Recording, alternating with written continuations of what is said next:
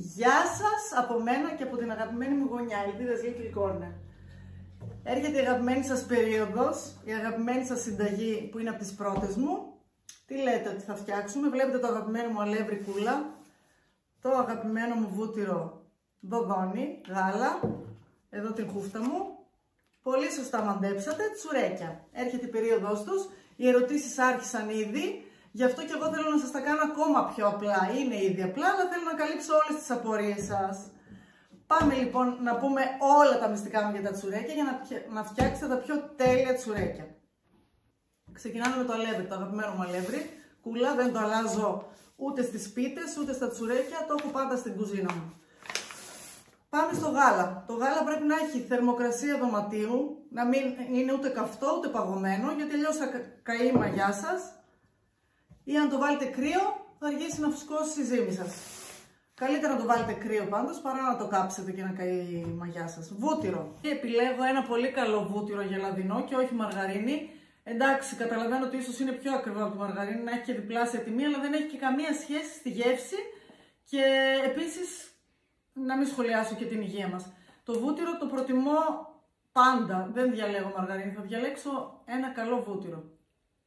Η συνταγή για τσουρέκια η δική μου είναι χωρίς ζύμωμα, όπως διαβάσατε.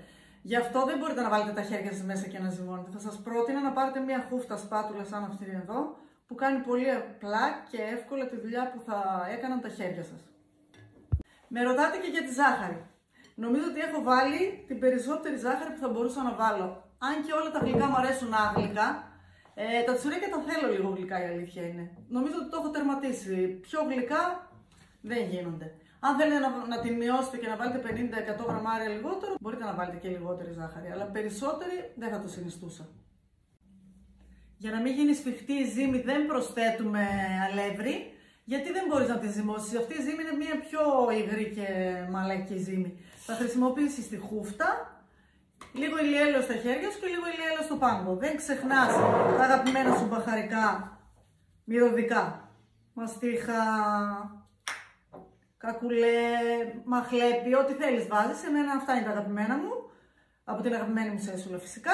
Σουσάμι ή αμύγδαλο φιλέ από πάνω. Ελπίδα, πώς γίνεται να βάλω ή λιγότερη ή περισσότερη ζάχαρη και να μην μου χαλάσει τη συνταγή? Μπορεί να την αυξήσει, αλλά δεν θα βγει ακριβώς όπως είναι η συνταγή. Σίγουρα θα αλλάξει κάτι, ίσως στο φούσκωμα, στην υφή του, μπορεί να σου βγουν πιο σφιχτά, κάτι θα αλλάξει. Άρα το μυστικό είναι να βάλω τελικά ακριβώς το μυστικό, όπως ναι. Τώρα μου έδωσες άλλο ένα αυτό να πω. Το μυστικό για να πετύχει μια συνταγή για μένα είναι να βάλεις όλα τα υλικά μπροστά σου και να ξεκινήσεις να τα βάζεις ένα-ένα όπως ακριβώς γράφει η συνταγή σου. Είτε αυτή η συνταγή είναι δικιά μου, είτε όποια συνταγή επιλέξεις να κάνεις. Γενικά, όταν κάποιος σας δίνει μια συνταγή, έχει πάει να πει ότι έχει δοκιμάσει πολλές φορές τη συνταγή του με αυτά τα υλικά, όπως και εγώ.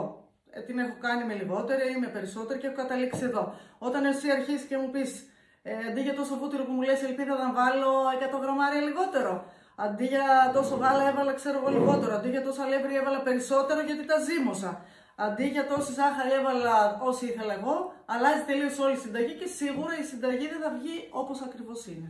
Πάμε τώρα στο ψυγείο. Οι περισσότερες ερωτήσεις είναι αν δεν βάλω τη ζύμη στο ψυγείο. Η ζύμη όταν μένει όλο το βράδυ μέσα στο ψυγείο κάνει τη δουλειά που θα κάνατε εσείς αν καθόσταν και ζυμώνατε και περιμένατε. Ενώ έτσι απλά ανακατεύεις τα υλικά, τα βάζεις μέσα στο ψυγείο και το πρωί τελειώνεις και πλέξεις τα τσουρέκια σου. Το καλύτερο αποτέλεσμα θα είναι με την αργή ορίμανση. Και για τη ζύμη σας και για το στομάχι σας.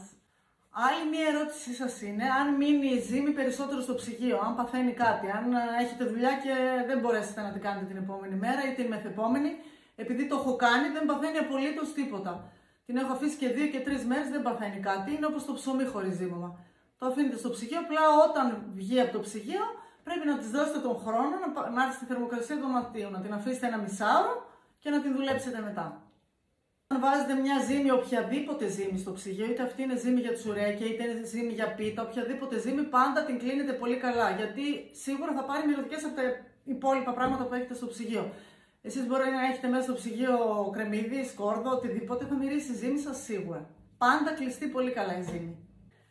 Πάμε στην επόμενη ερώτησή σας που είναι πολύ συχνή και με ρωτάτε για το ψήσιμο. Να τα ψήσω σε λαμαρίνα φούρνου, να τα βάλω σε φόρμες. Εγώ επιλέγω και μου αρέσει πολύ πιο πολύ να τα ψήνω σε φόρμες.